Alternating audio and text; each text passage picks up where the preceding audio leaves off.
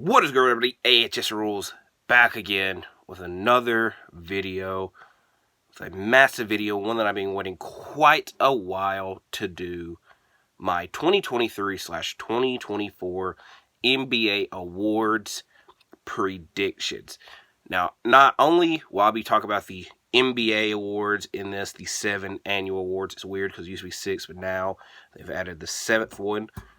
And I'm also going to be producing my own awards. So I have 5 different awards. It's kind of like a most likely to, but I've named them after a player or situation. So it's for, hypothetically, there is a James Harden Award, which again, I'll get down to later on, but I'll start the video off with my actual NBA award predictions, and then we'll get on to those extra awards down at the end. But like I said, wait a long time for this. The NBA season is here. I won't lie to you. I had to take a long time to think about these because you try to get it right, but it's just like there's 300 plus players in the NBA. It's difficult to like narrow some of these awards down. So here we go. We're going to start off with Coach of the Year because the one I thought the least amount about, and it's just kind of like, unless there's a team that makes a dramatic jump like the Kings last year, is normally the team with the #1 seed. So that is kind of what I went with here, which is also a spoiler for my standing predictions video tomorrow. But my prediction for Coach of the Year is Michael Malone. The Nuggets are just off a title run, and it kind of is weird that Michael Malone's never been in the conversation for Coach of the Year, and I feel he doesn't get enough credit, so I feel that'll be the case this year. 2, I had Erik Spoelstra. The main reason is, like I said, during the playoffs, as a 7th seed, the Heat ended up going to the finals. Erik Spoelstra was getting a lot of credit there, so I feel that could carry over to the regular season. Because the Heat, I feel they won't be a terrible team, but they'll be in the play-in playoff hunt, and that could give Spoelstra some credit. And then in 3rd place, I said Ime Udoka, because again, I think the Rockets, while they might not be a play-in team, they'll be better than what they were last year, which was not very good. I kind of feel bad for Steven Silas just because he had to deal with that crap. But now they have Ime Udoka there. And during Ime Udoka's time as a coach, he was very good. But again, the main reason I don't see him actually winning the award is there was a reason that he is not a coach for the Celtics anymore. That might have some type of backlash. But, you know, I'm not going to get into that here. So, like I said, Coach of the Year. Also, I should have probably said this from the very beginning. As a Grizzlies fan, I did put my bias aside a lot, and I've saw several people predict Taylor Jenkins, and I would love that. I didn't, because I feel personally he should have won it one of the last 2 years. 2 seed was several times with star players missing time and was still the 2 seed. It never is the freaking case, but this year I feel, again, now we got a situation where star players are going to be missing several games. If Taylor Jenkins won the award this year, I ain't complaining about it, but I've gotten used to him getting snubbed out of the award that I didn't predict it. So that is my prediction for Coach of the Year. Next, the Clutch Player of the Year award, the newest award to the NBA. So in 3rd place, I said Tyrese Halliburton, someone that has been in clutch situations before. One part I remember last year particularly was against the Heat, a step back 3. I feel with all 3 of these guys that I have selected that they've all been in clutch situations and they've all delivered in clutch situations, and that the way that their team is kind of constructed and the way that they battle throughout the seasons, they're going to continually be in clutch situations. So this one is mainly based on things that I've seen prior, and then it goes in like a hierarchy of who is actually the biggest star out of these. So for, like I said, 3rd place, Tyrese Halliburton. 2nd place, Shai Gilgeous-Alexander. Again, a lot of situations last season where he was in clutch situations. But at number 1, I feel I answered this question in the NBA GM survey. It's like, who do you trust with the ball in their hand? Luka Doncic. There's been a lot of situations where he has hit that clutch shot. There's one time in the playoffs against the Clippers in the bubble. There's several times, I believe, against the Celtics. One time last year where he missed the free throw, got the rebound, and put it back in and tied the game, which I think was the clutchest play of the year. And then one in particularly that hurts, where he literally, I don't know how the hell he got the ball off for the 3 and made it against my Memphis Grizzlies. But like I said, I think star-wise, it kind of goes in that order. Like I said, I've seen Luka in a freaking lot of clutch situations and delivers, so that's why I picked him for Clutch Player of the Year. I do feel bad for De'Aaron Fox because he didn't win it last year, But I did not go with any. I just don't think a repeat winner would win this award. So that's why I went with Luka Doncic. Next, we go at Sixth Man of the Year, which I kind of am contradicting myself with my repeats because my third and second place, I had Emmanuel Quickley and Bobby Portis, who finished in third and second place last year, respectively. I won't lie to you. When I was thinking about some of these lineups, it's just like I don't know who could be starting for some, because I think there's going to be several situations where a lot of the six men and people come off the bench could be starting and whatnot. So it was kind of difficult for me to narrow down like specific six men, where with these two last year, they did do that. And like with Bobby Portis, I feel he's going to have an important role because a lot of eyes are going to be on the Bucks. He's going to be the best player off their bench. Emmanuel Quickley is the scorer off the bench for the Knicks, and he had a great year last year. I wanted to narrow down and put somebody from the Portland Trail Blazers or Houston Rockets because I think they have a lot of good talent off their bench, but it's just like a lot of those talents could end up starting games, so that's why I didn't. So my number one, though, I feel was the best sixth man in the first round of the play. I wanted to say in the playoffs, but it kind of be difficult because he got eliminated in the first round. But he did so well. My prediction for the winner of Sixth Man of the Year, Malik Monk. I was so impressed by what he did in the playoffs. Ultimately, they did end up losing, but I thought it was pretty crazy. And I feel that Sacramento will rely on him a lot because I'm not going to say Kevin Huerter is inconsistent, but I feel Malik Monk, if Kevin Huerter is not that guy, they can lean on him and he can help them out. So my prediction for Sixth Man of the Year is Malik Monk. But I won't lie, this was probably the most difficult decision I had to do with a prediction. Next, we got a Rookie of the Year, which this one was the easiest one. I said Victor Wembanyama. It would be extremely difficult for him not to win this award. Something dramatic and I'm trying to think of the word. Jurassic, I think. Jurassic is the freaking park. Tragic. Tragic makes it sound sad, but tragic is the main word I'm looking for. Would have to go wrong for him not to win this award. Chet Holmgren ultimately will have a great case, and even my third place guy, Scoot Henderson, have a great case. But again, it kind of went back to what I was saying about Sixth Man of the Year. With the Spurs, Victor Wembanyama is the guy there. He is the number one pick there. He is the guy. Where with Chet Holmgren, the Thunder, he's not the guy. It's Shea. With the Trailblazers, Scoot could end up being that guy, but right now they got Anthony Simons, Jeremy Grant, DeAndre Ayton. He's got a lot of things to go through. So it's just like, I felt that Wemby for his team is the guy. He also has all this freaking hype about him. It would be, a lot would have to happen for him not to win it. So I went with the boring answer and went with Victor Wembanyama. Next, Defensive Player of the Year. And, I put my bias aside.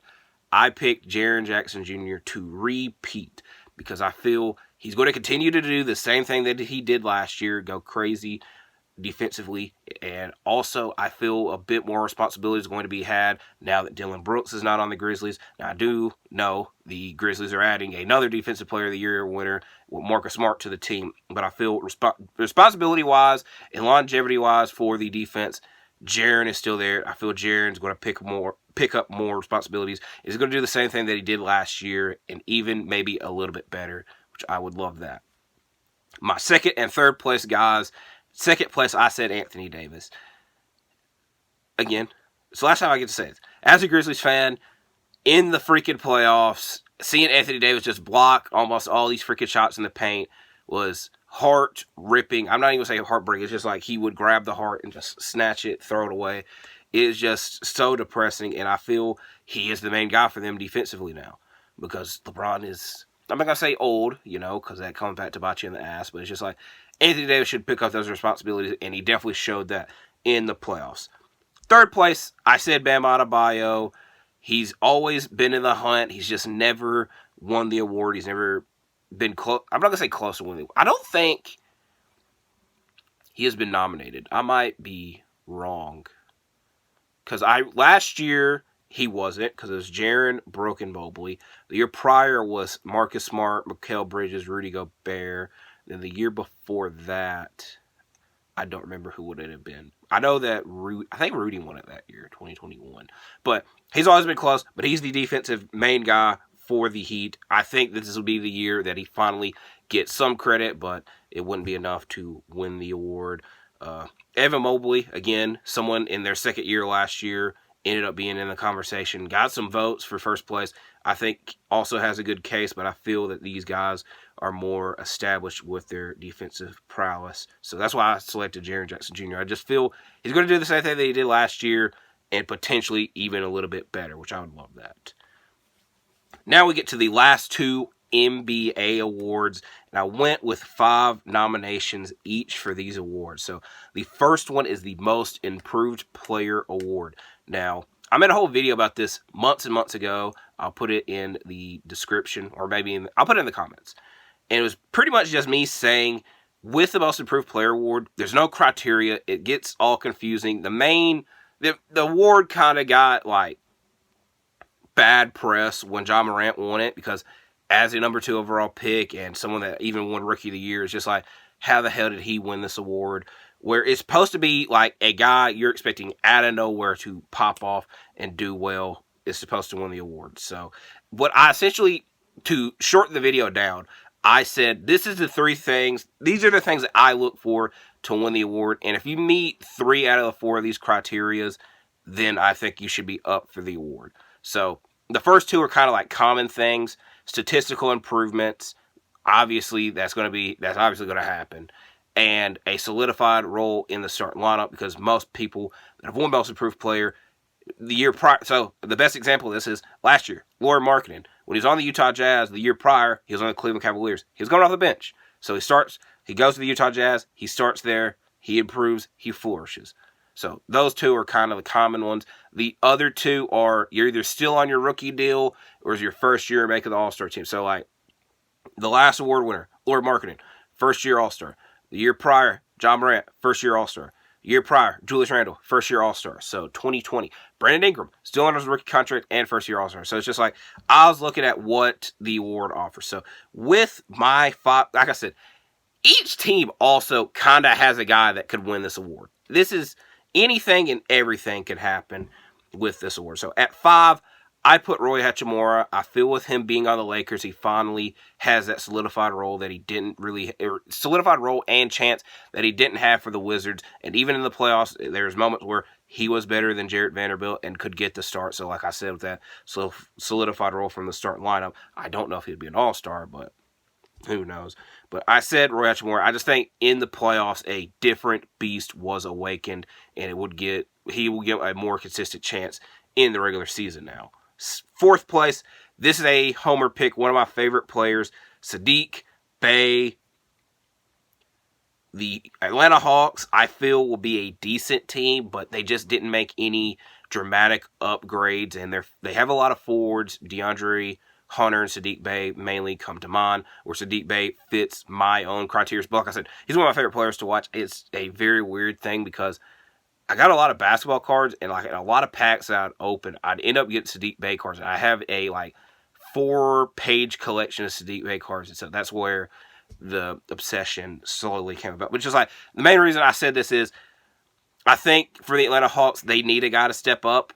They gave up a lot of second-round picks for him to play, and he was coming off the bench last year for Detroit, which I was still very confused about, and for Atlanta. But with John Collins not there, I think he has a good chance of starting there and being way better than he has been the past couple years. So that's why I said Saddiq Bey. 3rd place, definitely has a good chance of winning, Jordan Poole. He's going to be in Washington. He's going to have that solidified role because he was a 6th man for the Wizards. And he is going to ball. We've already seen that in the preseason. But I think that 2 years ago, he was supposed to be in this conversation, and he wasn't. And also, and like that's why I kind of like, we just were talking about this 2 years ago. Why we're going to talk about it again 2 years later. And it's kind of I think the Wizards are still going to be a bad team. So this kind of like where it negates that. Also, while we're talking about 2 years ago, Desmond Bane should have been in the conversation. That was 2 years. So I don't have him up for this award, but if he was to win the award, I wouldn't complain. At number 2, I have Bennedict Mathurin. The Pacers didn't start him last year, and he started the year off very great, and I feel the Pacers are going to be a better team than most people expect, and I feel he will be a big contribution to that. So I said Bennedict Mathurin, my number 1 pick, and one that I've seen a lot of people suggest, and I was even thinking it before they suggested it, and then the FIBA World Cup happened, and then everybody started making this pick. So this is kind of one where I'm backtracking. But Franz Wagner, I always switch it up when I say it, but the Magic are going to be a better team than people expect, and a lot of the attention is going to go towards Paolo Banchero. But when you see like stat-wise and who's scoring and who's doing a little bit of everything, it will be Franz Wagner. But the best thing that I said is I would imagine every team has somebody that could be eligible for this award. I wanted to choose somebody from the Rockets or the Trailblazers, but I'm like, there's way too many to choose from. All right, I want to back, because as you can see, the wall of hats. I'm trying to like pick a nomination for each team. The Nuggets, Christian Braun. He's going to get a bigger role now that Bruce Brown's not there. The Timberwolves, Jalen McDaniels. Maybe he puts up, he's already a great defender, but maybe he puts up better offensive stats. I'm trying to look at different teams. I already said that.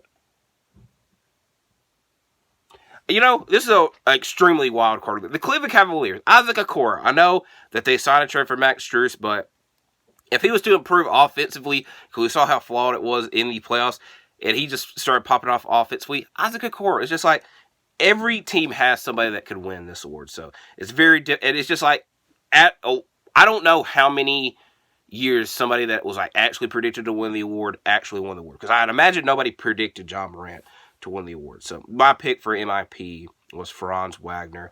And now we get to the big one. Most valuable player. I almost said most improved player, but most valuable player. I have 5 nominees. Again, a lot of people can be chosen here. But here we go. Number 5, Jimmy Butler. In the playoffs, we saw a lot out of Jimmy Butler. A lot of crazy stuff out of Jimmy Butler.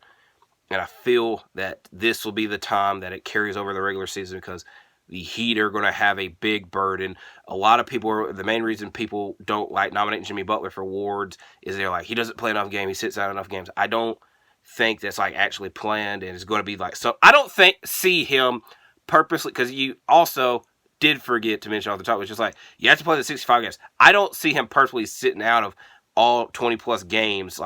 So I feel he will meet the game criteria. He's also going to put up the crazy stats because the Heat didn't do anything dramatic to help their team, and the Heat, as I say, are still going to be a decent team. And from what was on the playoffs, he's definitely capable of it. So I put Jimmy Butler at 5. 4, Luka Doncic. The last 2 to 3 seasons, we wanted to put Luka in this tier because he has been single-handedly carrying the Dallas Mavericks, but now they have him a good running mate in Kyrie Irving. So I feel this would be, I'm not going to say on paper their best team, but it possibly might be their best team that they've had since Luka has been there. And it's just like, I felt that last season they kind of let Jalen Brunson go. They didn't think nothing of it. And then by the time they got Kyrie, it was a bit too little too late to like try to work it out for that year. But I feel the Mavericks are going to be a better team than they have been. And that Luka's still going to put up, like this, I love saying this, but he's still going to put up the crazy numbers, but even a little bit more maybe.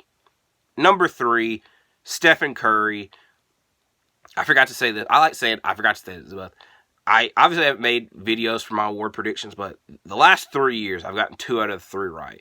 Because last year, I picked Joel Embiid because I thought the Sixers, I thought they were just going to finally like break through and finally give Embiid the award because he's going to put up the stats.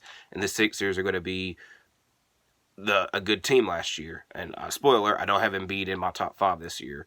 But the year before that, I picked Stephen Curry because I was like, the Warriors are back at full strength, and Steph Curry the year prior was in the freaking conversation and didn't even make the freaking playoffs. So with a team that's better, that Steph I could see winning. So I picked Steph 2 years ago. I have him 3rd here. I just feel the Warriors, and this is weird because it's kind of what I'm saying about the Heat, but it's like the Warriors are always a good team, but we've seen them win 4 freaking titles during this time frame. So them being like a lower seed like we saw last year was a bit shocking and not what we wanted to see. But like Steph, when he was playing, was still balls to the walls crazy. And I feel that's going to be the same case now. But it's just like, I feel the offense is going to rely a lot more on him because I don't know what the hell Chris Paul is going to look like on this team. Draymond might miss some time, and Klay Thompson, I'm not going to, you know, there's a reason he's not getting a contract extension yet. So I feel that Steph is going to have to be the savior like he always is for the Warriors. And he's always apprehended and always praised in those runs. So that's why I have Steph at third. Second place, Nikola Jokic. Now, a lot of people kind of want to like retro out to say, hey, should have won it last year. But I definitely did not see him winning 3 in a row. I don't think the voters want to do people winning 3 in a row. But the Nuggets are still going to be a good team. They're still going to prove why they wanted the finals. He's still going to do what he does. I love saying this over and over. He's still going to do what he does, but it's just like there was a reason he didn't win it last year. He took time off. They try to harp on the defense. I don't think the defense was that important towards the award, but my number one guy is Giannis Antetokounmpo. He has a big chip on his shoulder. They got embarrassed in the first round last year. A big reason was because of him not being there, but he was there in that last game, and he did not look like the Giannis that we know. They made the big trade to get Damian Lillard, in which now Giannis' defensive responsibilities are going to go up a bit more because the other good defender, Jrue Holiday, is no longer on the team, and Damian Lillard is going to help Giannis Antetokounmpo. And the main reason, like I said, Jokic and Giannis are neck and neck. Where I feel the advantage is going to come is the Bucks, I feel, are going to be, I don't know if I'll say, I think the Bucks are going to be a better team than the Nuggets. And Giannis on the defensive side is going to like really elevate him to like where you'd pick him over Jokic. So the main reason I don't have Embiid here is I have no clue what the Sixers are going to look like. And I think that the team going down a little bit would hurt the viewing of Embiid. But as I said, I'm not going to say every team has a chance of somebody winning this award, but there are definitely, I would say, 15 capable players of winning this award. So these were my top 5. I also did really want to put Shai Gilgeous-Alexander, but it's just like standing-wise, I have no clue where the Thunder would be. And standings do matter when it comes to this award. It just, unless your team is like severely, like not expected to make the playoffs at all, or how Jokic was, where they were extremely hurt, and he was putting up all these stats to like get them to where they were. Standings do matter because let's see, Sixers were 3rd seed last year. I'm not gonna go through standings, but you get the point I'm making. Standings do matter. Now that was the end of the NBA award portion. Now we get to what I've been waiting for: the AHS awards. I plan on doing this every year. And I plan on adding more each year. So this first year, we're going to go with 5. And I won't lie to y'all, my stomach has been growling this whole time and distracting the absolute hell out of me. And I apologize for that. But I don't think water is going to help that. So let's get through these 5 awards that, like I said, I have named after certain players and situations in which I will detail why they are named that. So the first award is the Bruce Brown Award. Now, what is the Bruce Brown Award?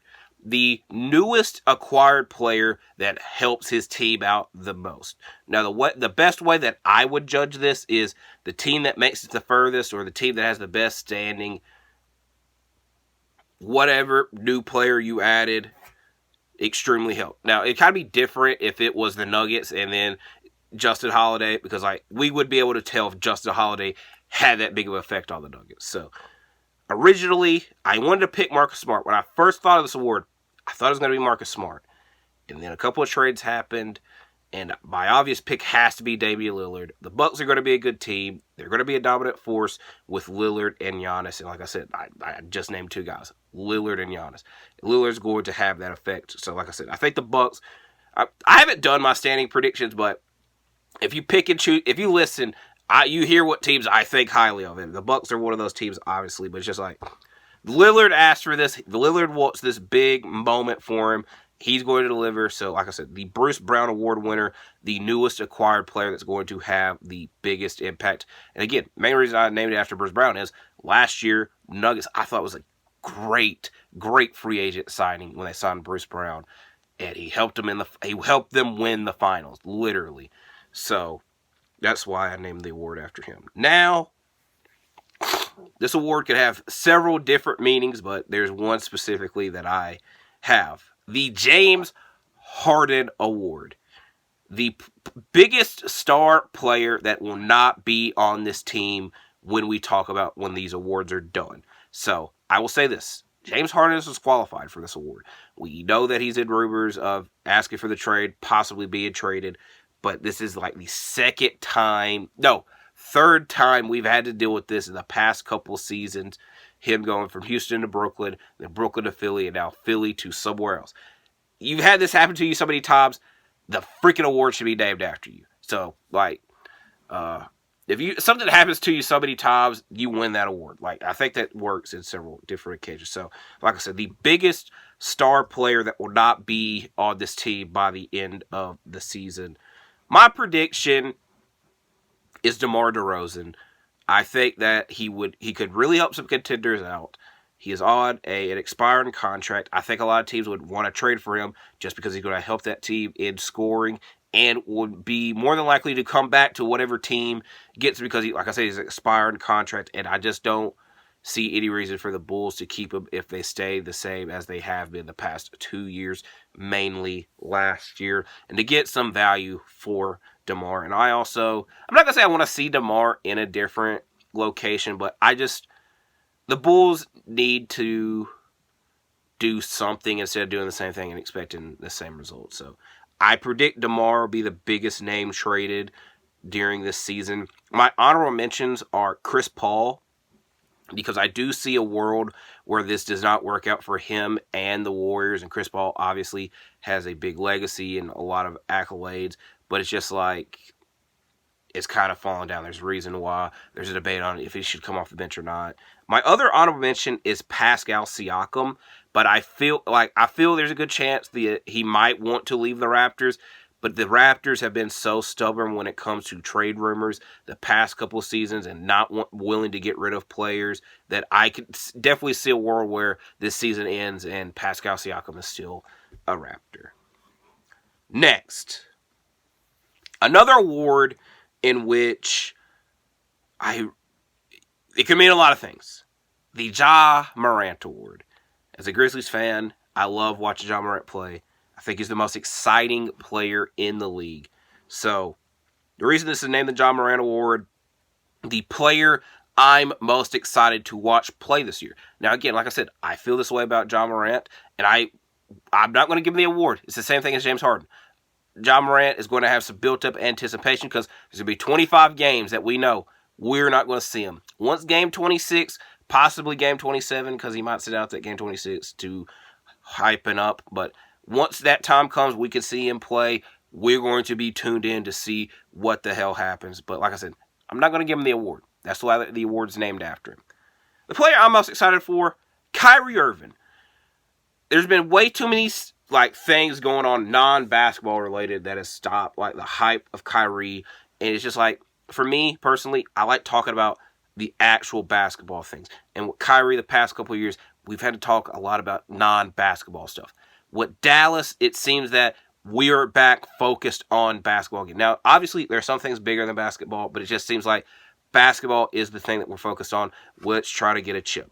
And like I said, I feel that when he went to Dallas last year, it wasn't the fairest of shakes, where now they've constructed the team a little bit better. I want to see how that duo between him and Luka works and what Kyrie offers for that duo and for that team. And like I said, I would really like Kyrie. And if he could have been consistently playing for the last however many seasons, I'd say 3 to 4, he's a top 5 point guard. It's just we have not seen him consistently play. And I feel that now we're in that situation to where we could see that. My honorable mention, the Portland Trailblazers. I'm glad that they finally moved on from Damian Lillard and startly now have a younger team. There's a lot of guys there that I could see potentially breaking out. Big fan of Shaedon Sharpe. Robert Williams, I kind of wish he would have got traded because I don't want to see him and Ayton play together. But if they could bring the best out of each other, let's do it. I'm intrigued to see how that works. Anthony Simons, is he going to be the guy? Is it Scoot Henderson? Like I said, my honorable mention is the whole the majority of the Trailblazers because I'm excited to see what the hell they're going to offer. And I made a whole video months and months ago saying the Trailblazers are going to be a good team once Damian Lillard moved on. Now, out of these awards, this is my personally favorite named award, the Talen Horton-Tucker Award. The player that is going in with the most hype this year that will not be the same once the season comes to an end. Why is it named after Talen Horton-Tucker? Now, I'm a big Russell Westbrook fan.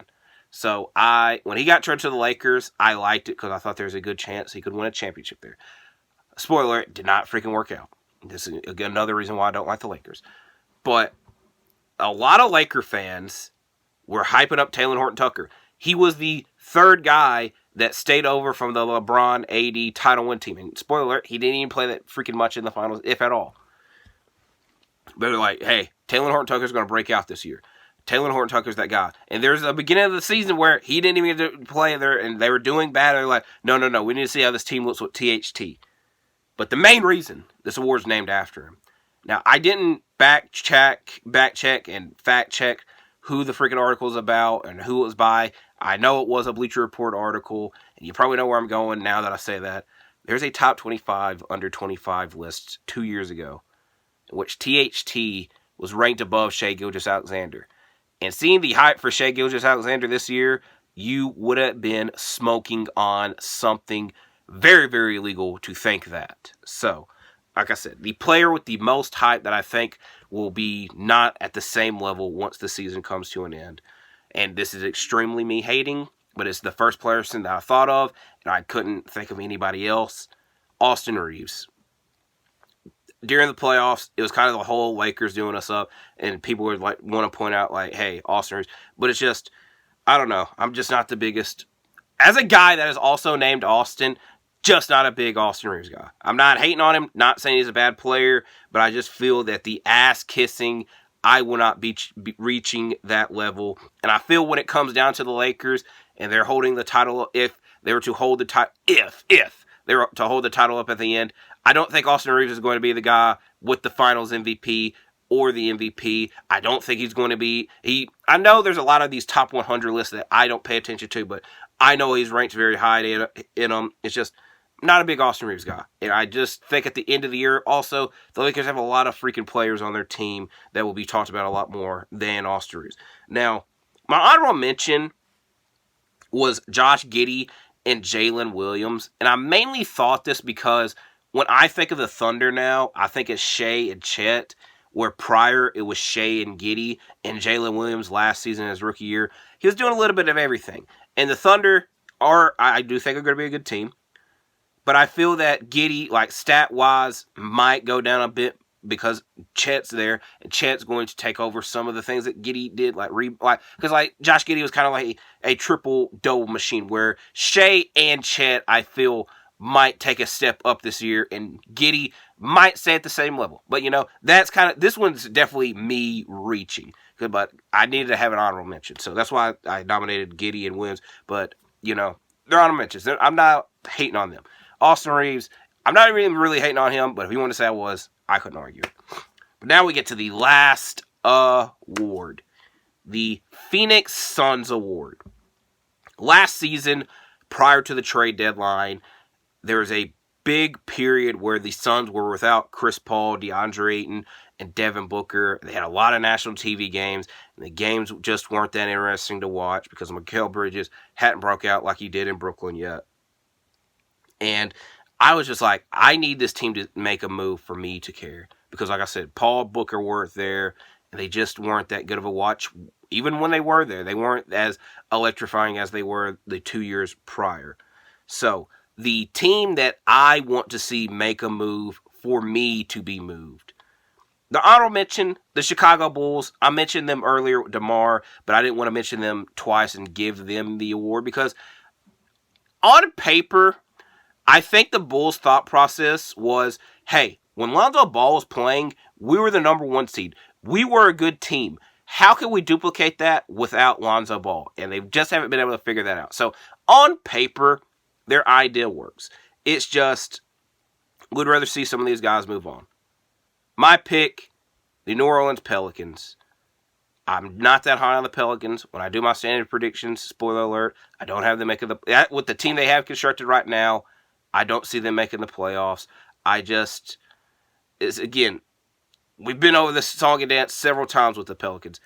When the hell is Zion going to play? So, and they have a lot of things that they can move on from this team, and there's a lot of things that they'll be able to keep. It's just, I feel the Pelicans need to make a move for me to care, because we haven't seen Zion play. They also, have kind of been dealing with the same roster because Zion hasn't played. So I would say last year and the year prior, they actually did make the move 2 years because that's when they got CJ. But it's just like, I feel that their assets from the AD and Drew Holiday trades are slowly going away, because I don't know how many draft picks they have left from that.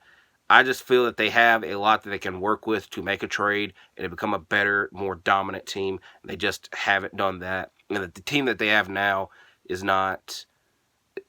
It might be in play-in conversations, but not deep playoff conversations. So I said the New Orleans Pelicans. So I'm very excited for this video to be done and for my stomach to stop growling. But I was very excited to get this video done. Like I said, there's a lot of these videos out there, and I kind of wanted to do a bit different by adding my own extra awards at the end.